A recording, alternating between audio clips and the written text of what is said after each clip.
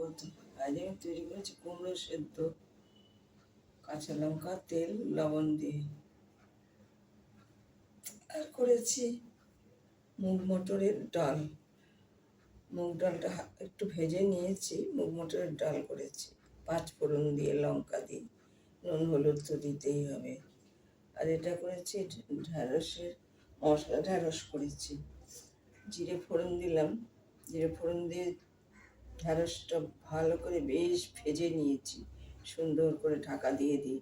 যখন নরম হয়ে গেছে আমি জিরের গুঁড়ো, ধনের গুঁড়ো, লঙ্কা, হলুদ সব দিয়ে মশলাটাকে কষিয়ে মানে এই ঢ্যাঁড়সের সাথে কষিয়ে 1 ফোঁটাও জল দিইনি, কোনো জলের কোনো নেই করে তারপরে ওই মশলার সাথে একটুখানি জল গুলে দিয়ে দিয়েছিলাম, যাতে শুকনো হয়ে যাবে আর মানে হবে না, ওই মিশবে না তাই।